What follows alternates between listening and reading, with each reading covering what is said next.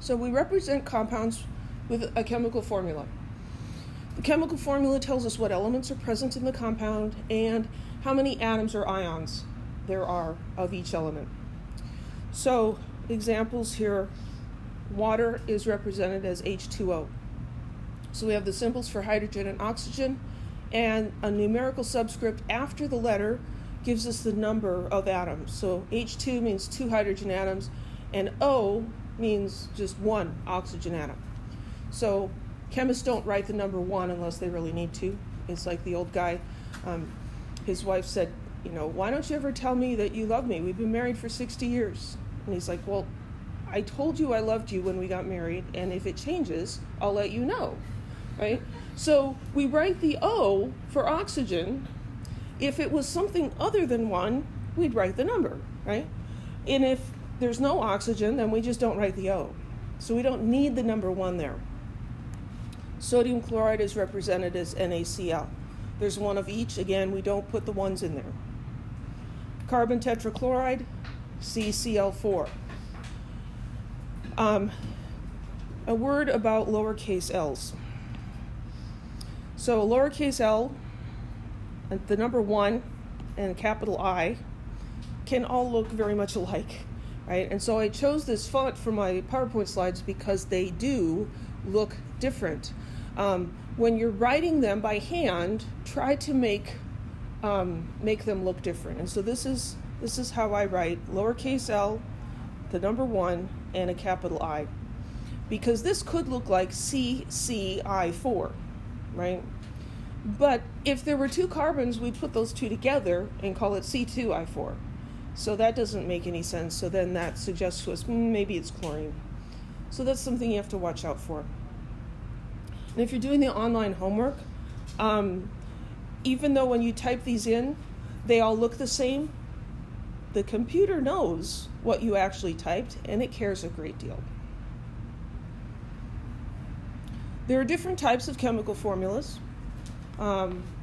Empirical, molecular, and structural formulas, and they give us different amounts of information. They're useful in different situations. That's why we have all these different formulas. So the word empirical means from experiment. So an empirical formula gives us just the relative number of atoms of each element. So as an example, if we look at hydrogen peroxide, the molecular formula for hydrogen peroxide is H2O2. In one molecule, there are 2 oxygens and 2 hydrogens. That's the molecular formula. The empirical formula gives us the relative numbers. So what's the lowest ratio? 2 to 2 can be reduced to 1 to 1, right?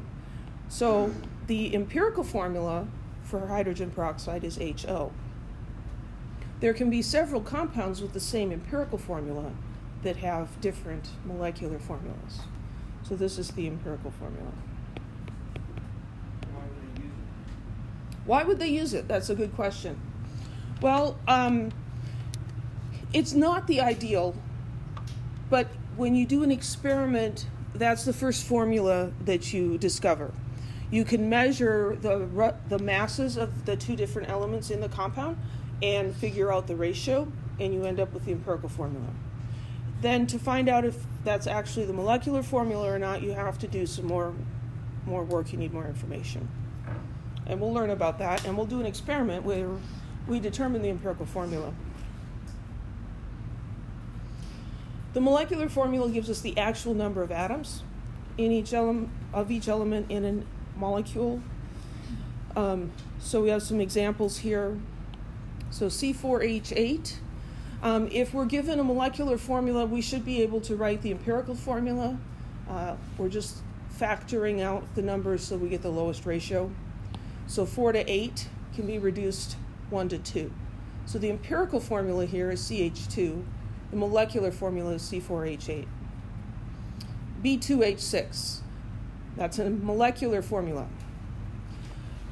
We could reduce that, and the empirical formula would be BH3. Something like CCl4, the only common factor is 1, and so it's already in its lowest ratio. So an empirical formula can be the same as the molecular formula. So sometimes you look at the formula and you can't tell which one it is necessarily. If it's in the lowest ratio, it's definitely an empirical formula. It might also be the molecular formula, but you need more information. When you see one like this that's not the lowest ratio, that has to be a molecular formula.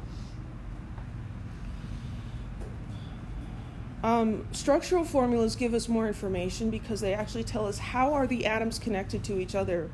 You can have two different compounds that have the same molecular formula, but the atoms are connected in different ways.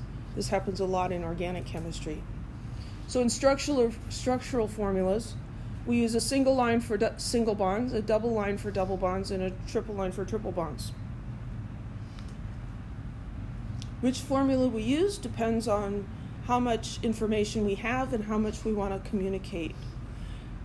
Some formulas are much easier to type in or write than others. The structural formula gives more information, but it's a pain in the butt because on a computer you actually have to draw it, and it's not a simple matter. Whereas you can just type in the molecular formula. So structural formulas give us more information. So if we're given a formula, we should be able to write the empirical formula. So we'll practice this real quick. So C5H12, that's a molecular formula because I'm telling you it is. What's the empirical formula? It's the same as C5H12.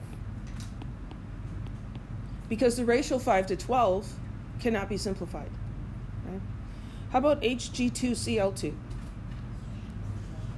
That would just be HgCl. That's the lowest ratio. How about C2H4O2?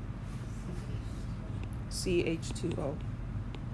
So I just take these subscripts and I divide each of them by 2, and I get this. Any questions about that?